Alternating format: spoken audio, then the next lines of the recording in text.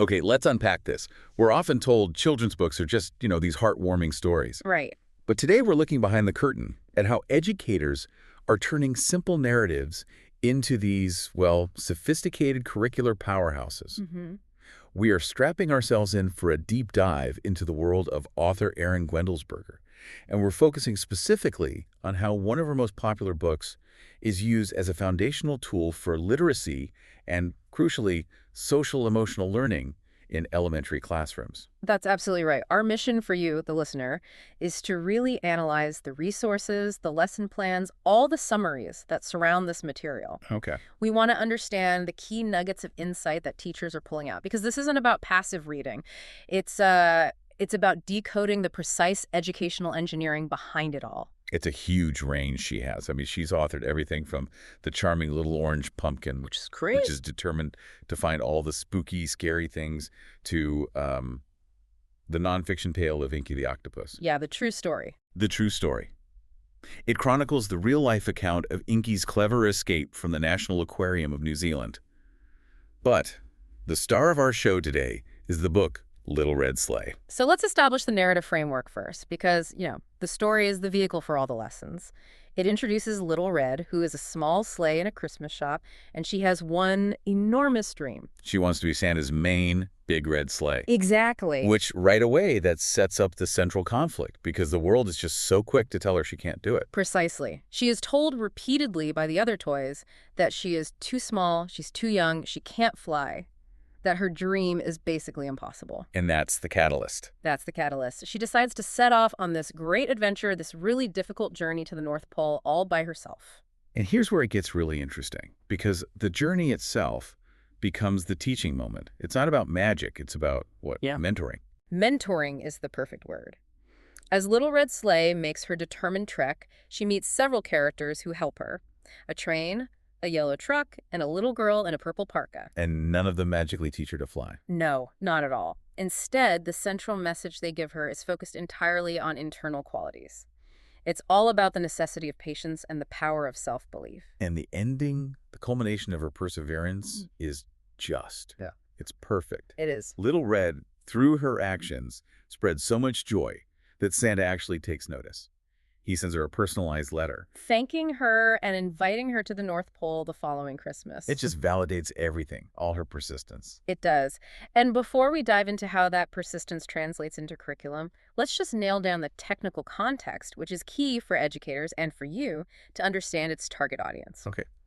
The sources confirm it's a standard 40-page picture book written by Guendelsberger and illustrated really beautifully by Elizaveta Tretiakova. And the reading levels, that's Yeah. where we really see the intentional design at work. Absolutely. We see a Lexile measure of 550L, a guided reading level of N, a DRA level of 28. So for the listener who doesn't have these metrics memorized, what does that actually mean? It means calibration.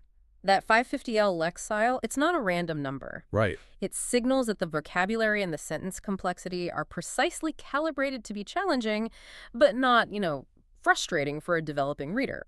So we're talking a second or third grader. Yeah. Exactly. It ensures students are building fluency systematically, they're stretching their vocabulary without shutting down their enthusiasm. It's a purposeful tool. So it's firmly in that independent reading with support category for, say, late first through third grade. That's it. So we're dealing with a text that is both emotionally rich and technically rigorous for its audience. Which moves us right into our main point. Right. Why this particular book is such a curriculum workhorse. Right. It's not just a cute story to fill a holiday slot. It's a dense, multifunctional tool for two massive areas in modern education: reading comprehension and, maybe even more importantly, social-emotional learning. Let's start with the traditional literacy skills, because this is where the book efficiently addresses core standards. So how does the tale of Little Red Sleigh make a complex task like summarizing a story easier for a first grader? Well, it uses the structure of a journey narrative. Okay. Teachers use this text to teach students how to accurately summarize and retell,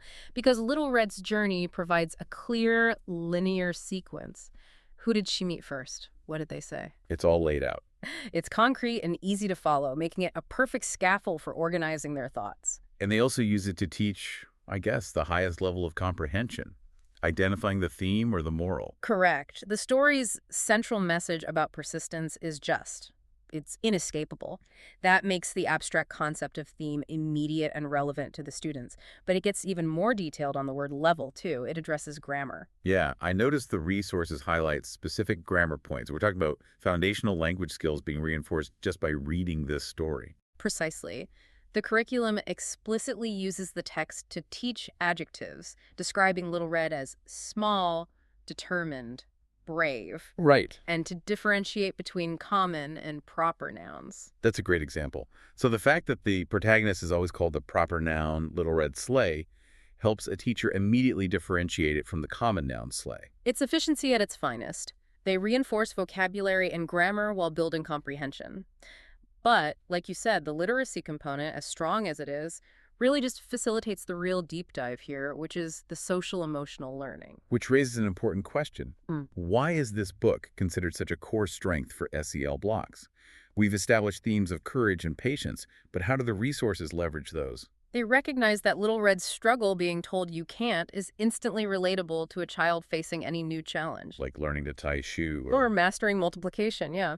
The teaching resources deliberately expand those foundational themes of courage and patience into actionable life skills. So we're talking about deeper concepts like determination, perseverance, and this is the big one, having a growth mindset. And helping others, which is a nod to Little Red spreading joy, not just focusing on herself.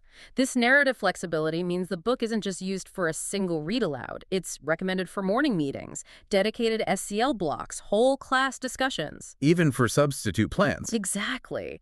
It's the Swiss Army knife of elementary character education. Okay, now we get to the core analysis. Yeah. The specific mechanisms educators are using. This is where the depth of the resources really matters. These aren't just loose discussion questions. The materials are highly formalized to target that growth mindset. Yeah, when we look at the specific teaching packages, the sheer density of the growth mindset focus is illuminating. One resource we analyzed has 32 pages and 17 different activities. Wow. Both digital and printable, so every student can engage.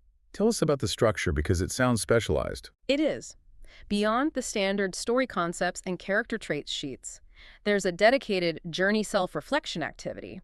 And most importantly, there's a specialized growth mindset lesson plan that takes the student directly from the story's events into their own thinking patterns. I understand the depth, but if this is for early elementary, aren't students going to be overwhelmed by a term like fixed mindset? How do the resources make that accessible to a first grader? That seems like a really sophisticated concept for a 6-year-old.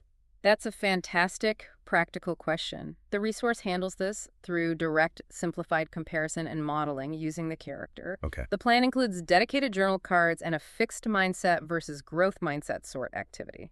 The teacher lesson page guides the instruction explicitly. Okay, so let's pull an aha nugget from that sort of activity. What would be a classic fixed mindset statement from Little Red Sleigh, and how does the resource guide a student to rephrase it?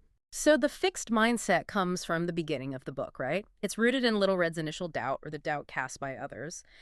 A fixed mindset statement would be something like, I am too small, so I will never be Santa's sleigh, and there's nothing I can do about it. It sees traits as static. Exactly. So the sword activity might give the student that exact quote, I am too small, and ask them to place it in the fixed category. Right. Then the accompanying growth mindset card asks the student to rephrase it based on Little Red's actions in the book. So the growth mindset version becomes, I may be small now, but with determination and patience, I can find a way to make a difference. Or, I can learn and grow until I am big enough. Exactly. So the resource is literally training the student to turn limiting beliefs into actionable, determined goals by using Little Red's journey as the template.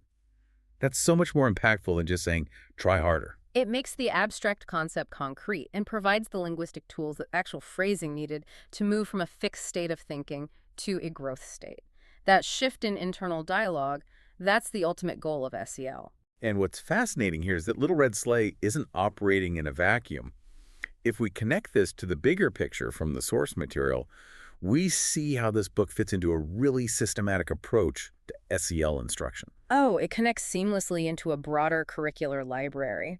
The sources give examples of other SEL themes and books used right alongside Little Red Sleigh. To show the interconnectedness. Yeah. For instance, if teachers are focusing on self-acceptance, they might pivot to the good egg or the bad seed. And if the focus is on the impact of your words, they might use Mr. Peabody's apples. So Guendelsberger's work is this powerful, focused node in a holistic network of emotional education. And we can't overlook the creativity injected into these resources to sustain engagement. Right. The sources mention a very specific extension activity, Mhm. a how to draw a lesson, Santa's sleigh. That's fun. It is. It combines art with reinforcing the story's themes of imagination and effort. So what does this all mean for you, the learner? The ultimate value proposition here is just structural efficiency. This single 40-page picture book, which on the surface is just about a charming little sleigh. Right. It provides a comprehensive, standards-based framework for teaching multiple core subjects, reading comprehension, grammar, and essential social-emotional life skills, all at the same time.